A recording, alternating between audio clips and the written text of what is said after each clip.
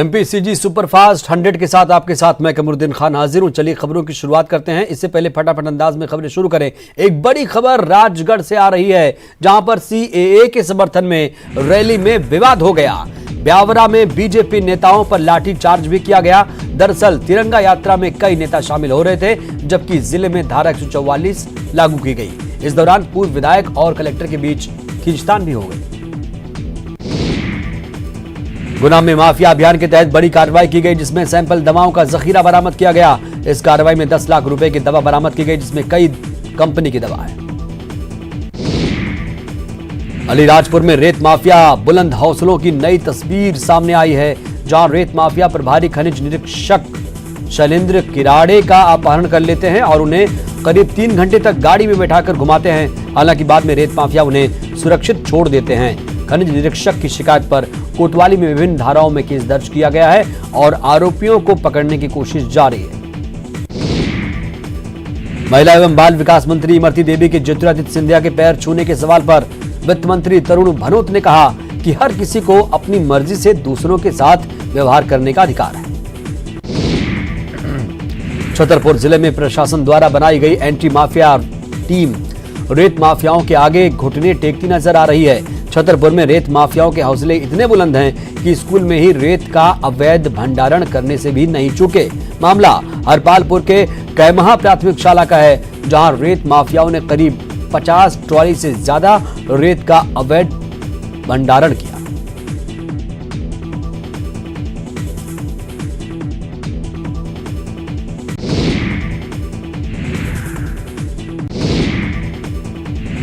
सागर में 17 किलोमीटर लंबी तिरंगा मानव श्रृंखला यात्रा 2 चरणों में पूरी हुई। निजी संस्था के जरिए ये यात्रा निकाली गई। सागर शहर के चकरा घाट से मकरोनिया होते हुए इस तिरंगा यात्रा का हरिसिंह गौर विश्वविद्यालय में समापन हुआ। इस मानव श्रृंखला में स्कूल बच्चों महिलाओं ने बढ़ चढ़कर हिस्सा लिया। 3 दिवसीय राष्ट्रीय पल्स पोलियो अभियान की रविवार से शुरुआत हुई। पूर्व केंद्रीय मंत्री ज्योतिरादित्य सिंधिया ने जेपी हॉस्पिटल में पल्स पोलियो अभियान का शुभारंभ किया। वहीं वित्त मंत्री तरुण भनोत ने गोरखपुर स्थित पोलियो बूथ पर पहुंचकर बच्चों को दवा पिलाई और अभियान की शुरुआत की। जबलपुर में 5 वर्ष की उम्र तक 3,85,901 बच्चों को दवा पिलाई गई है, जिसके लिए स्वास्थ्य विभाग ने 2239 पोलियो बूथ बनाए थे। इनमें करीब 4,478 कर्मचारी तैनात किए। बैतूल में साप्ताहिक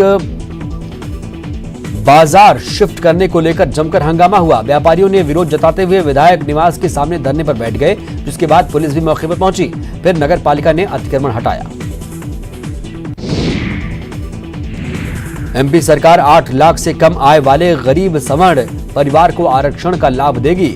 इसके लिए परिवार को आय सर्टिफिकेट देना होगा। सरकार इसमें से संपत्ति की शर्त खारिज करेगी और आगामी बजट सत्र में संशोधन प्रस्ताव ला सकती है।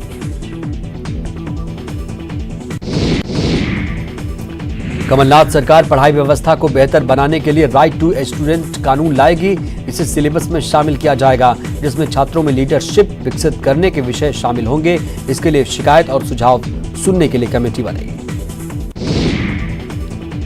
कांग्रेस के वरिष्ठ नेता कपिल सिब्बल ने यू टर्न लेते हुए अपना बयान बदल दिया। ट्वीट कर उन्होंने लिखा कि सीएए को लागू करने या न करने का अधिकार हर राज्य को है और लड़ाई जारी रहेगी। आपको बता दें कि पहले उन्होंने कहा था कि सीएए को लागू करने से कोई इनकार नहीं कर सकता। इसके पहले केरल में एक कार्यक्रम के दौरान पूर्व केंद्रीय मंत्री कपिल सिब्बल ने सीएए को लेकर कहा था कि सीएए को लागू करने से कोई भी राज्य इनकार नहीं कर सकता। राज्यों के द्वारा इसे लागू करने से इनकार करना असंवैधानिक है। पूर्व मुख्यमंत्री शिवराज सिंह ने ट्वीट कर कहा कि निर्भया कांड में दोषी पाए गए नाबालिग आरोपी को भी फांसी की सजा होनी चाहिए। उन्होंने कहा कि नाबालिग होने की वजह से वो नरपिशाच छूट गए। उन्होंने कहा कि संसद को जल्द से जल्द कानून में बदलाव करना चाहिए। प्रज्ञा ठाकुर के घर पाउडर लगा पत्र आने के मामले में सूत्रों के मुताबिक पता चला है कि इस पत्र में घातक एंथ्रेक्स पाउडर लगा था, जो कि घातक होता है। छतरपुर के राजनगर में कुटनी डैम पर बने आइसलैंड रिजॉर्ट के उद्घाटन को लेकर विवाद हो गया। इस रिजॉर्ट का उद्घाटन केंद्रीय पर्यटन मंत्री प्रहलाद पटेल के द्वारा किया जा रहा था, लेकिन प्रदेश के पर्यटन मंत्री सुरेंद्र सिंह बघेल ने स्थानीय विधायक के साथ केंद्रीय मंत्री का इंतजार किए बिना उद्घाटन करके निकल गए। सतना के बजराह टोला में वर्चस्व को लेकर दो पक्षों में विवाद हो गया। विवाद इतना बढ़ा कि एक युवक विक्की जाटो की पीट कर हत्या कर दी गई। परिजनों ने कांग्रेस नेता माधव चौधरी और भतीजे अमर चौधरी पर हत्या का आरोप लगाया। मामले में पुलिस की लापरवाही भी सामने आई। भोपाल में पान मसाले में प्रतिबंधित मैग्नीशियम कार्बोनेट मिलावट पकड़ी गई। सैंपल की जांच में यह खुलासा हुआ है। 10 जनवरी को गोविंदपुरा इलाके में स्थित पान मसाला फैक्ट्री में छापेमारी की गई थी और जांच में मिलावट पकड़ी गई। रायसेन में एक महिला के साथ गैंगरेप किए जाने का मामला सामने आया। बताया जाता है कि महिला को बाइक से घर पहुंचाने का झांसा देकर सुनसान स्थान पर ले जाया गया, जहां 4 लोगों ने उसके साथ गैंगरेप किया। महिला की शिकायत पर पुलिस ने कार्रवाई करते हुए चारों आरोपियों को गिरफ्तार कर लिया, जेल भेज दिया गया है। सीधी में एक युवती की हत्या की गुत्थी पुलिस ने सुलझाने का दावा किया। पुलिस के मुताबिक युवती की हत्या उसके प्रेमी के द्वारा की गई थी और शव को सोन नदी के किनारे दफना दिया गया था। पुलिस ने आरोपी को गिरफ्तार कर जेल भेज दिया है। शिवपुरी में चल रही सेना की भर्ती रैली के लिए जिला प्रशासन ने इस बार विशेष इंतजाम किए हैं। रेलवे स्टेशन पर भारी तैनात में पुलिस बल तैनात किया गया है। यह भर्ती रैली 21 जनवरी तक चलेगी। अब तक ये प्रक्रिया शांतिपूर्ण चल रही है। बुरहानपुर के इंदिरा कॉलोनी में पहली बार अखिल भारतीय कवि सम्मेलन और मुशायरे का आयोजन किया गया। इस मुशायरे में मशहूर शायर राहत इंदौरी समेत कई शायर शामिल हुए। इस दौरान शायरों ने अपने शेरों और कविताओं से लोगों को मंत्रमुग्ध कर दिया। 20 जनवरी को होने वाले पीएम मोदी के छात्रों से परीक्षा पर चर्चा कार्यक्रम में होशंगाबाद के 2 छात्रों का चयन हुआ। इसमें 11वीं छात्रा खुशी पटेल और 10वीं के छात्र शशांक पांडे शामिल हैं। नरसिंहपुर के लिंगा घाट में नर्मदा नदी में डूबे 2 बच्चों के शव पुलिस और गोताखोरों ने 4 दिन बाद खोज निकाला। मकर संक्रांति के दिन भौरझीर गांव के 5 बच्चे नर्मदा में डूब गए थे, जिनमें से 3 को जीवित बाहर निकाला गया था, लेकिन इन दोनों की तलाश की जा रही थी। 4 दिन बाद ये शव मिला। सिंगरौली जिले में एक बार फिर मौसम ने करवट ली। पूरे जिले को कोहरे की चादर ने ढक लिया। तापमान में भी भारी गिरावट देखने को मिली। रायसेन में 4 बच्चों के पिता ने घर में फांसी लगाकर सुसाइड कर ली। मृतक धनगमा रोड पर किराए के मकान में रहता था। आत्महत्या के कारणों का खुलासा। हॉस्टल में रहने वाली 11वीं की छात्रा ने मृत शिशु को जन्म दिया, जिसके बाद हड़कंप मच गया। मामला सामने आने के बाद प्रशासन ने आश्रम वार्डन को सस्पेंड कर दिया। वहीं एसडीएम और तहसीलदार मामले की जांच में जुटे। छत्तीसगढ़ के नए बजट के लिए आम जनता भी सुझाव दे सकेगी। सीएम भूपेश बघेल ने लोगों से अपनी राय रखने की अपील की और सुझाव लेने के लिए ईमेल आईडी और व्हाट्सएप नंबर जारी कर दिया गया। सीएम भूपेश बघेल ने फेसबुक पोस्ट के जरिए भी सुझाव मांगे। छत्तीसगढ़ सरकार ने किसानों के धान खरीदी 3 टोकन की लिमिट खत्म करने और 15 फरवरी के बाद भी धान खरीदी का ऐलान किया, लेकिन महासमुंद में ऐलान के बाद भी इस फैसले को लागू नहीं किया गया। जिले के 127 धान खरीदी केंद्रों में अभी भी पुराने नियम के आधार पर ही खरीदी हो रही है। कोंडागांव नगर पालिका के अध्यक्ष उपाध्यक्ष ने पदभार ग्रहण किया। काफी जद्दोजहद के बाद बीजेपी के अध्यक्ष हेम कुंवर पटेल और उपाध्यक्ष जसकेतु उसेंडी की ताजपोशी के साथ ही शहर की कमान मिल गई। गरियाबंद पुलिस ने हत्या के 2 आरोपियों को गिरफ्तार कर लिया। एक आरोपी को उसके गांव से, दूसरे को ओडिशा के रेंगा ढोडकी गांव से गिरफ्तार किया गया। दोनों ने महीने भर पहले गांव के ही एक दंपत्ति पर जानलेवा हमला किया था, जिसमें महिला की मौके पर ही मौत हो गई थी और उसका पति गंभीर रूप से घायल हो गया था। नक्सलियों पर नकेल के लिए रणनीति बनाने के लिए देश के 5 राज्यों के मुख्यमंत्रियों की बैठक 28 जनवरी को रायपुर में होगी। इंटर स्टेट काउंसिल की इस बैठक को केंद्रीय गृह मंत्री अमित शाह लेंगे, लेकिन जबकि अध्यक्षता मुख्यमंत्री भूपेश बघेल करेंगे।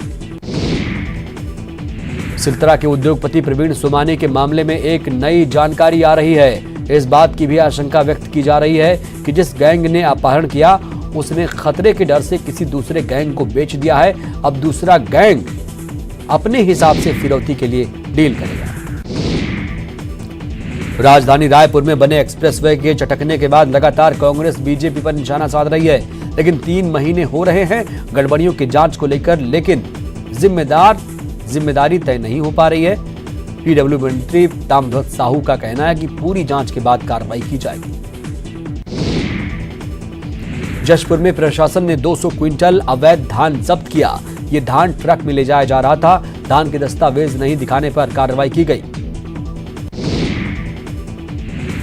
कांकेर नगर पंचायत के सीएमओ राजकुमार मानिकपुरी की दिल का दौरा पड़ने से मौत हो गई। राजकुमार भानुप्रतापपुर नगर पंचायत में पदस्थ। प्रधानमंत्री नरेंद्र मोदी 20 जनवरी को स्कूली छात्रों के साथ परीक्षा पर चर्चा करेंगे।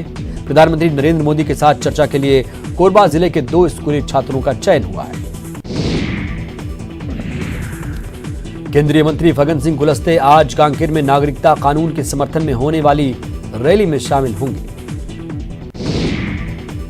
छत्तीसगढ़ सरकार ने राजनांदगांव जिले के मदनवाड़ा में 12 जुलाई 2009 में हुए माओवादी हमले की जांच के लिए न्यायिक आयोग का गठन किया है। इस हमले में राजनांदगांव जिले के तत्कालीन पुलिस अधीक्षक विनोद कुमार चौबे समेत 29 पुलिसकर्मी शहीद हो गए थे। कांकेर में आज से पल्स पोलियो अभियान की शुरुआत हो चुकी है। जिले में कुल 76,000 से ज्यादा बच्चों को दवा पिलाने का लक्ष्य है। अभियान शाम 4 बजे तक चला। सूरजपुर में आज से राष्ट्रीय सघन पल्स पोलियो अभियान का आगाज हो चुका है, जिसमें आज सभी बूथ स्तर पर 0 से 5 वर्ष तक के बच्चों को पोलियो की खुराक दी जाएगी। पल्स पोलियो अभियान की शुरुआत मुंगेली जिले में आज से हुई। मुंगेली कलेक्टर ने बच्चों को पोलियो की दवा पिलाकर अभियान की शुरुआत की।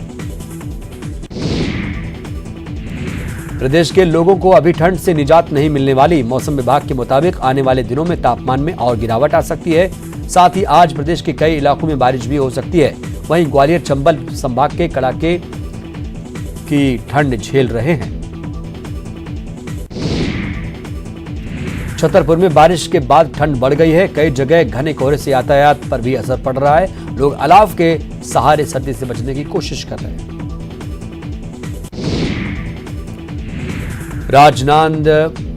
राजधानी भोपाल में भी ठंड और कोहरे से आम जनजीवन पर फर्क पड़ा है। लोग गर्म कपड़ों में लिपटे हुए हैं। कोहरे से ट्रैफिक पर भी असर पड़ा है। इस बुलेटिन में इतना ही। नमस्कार।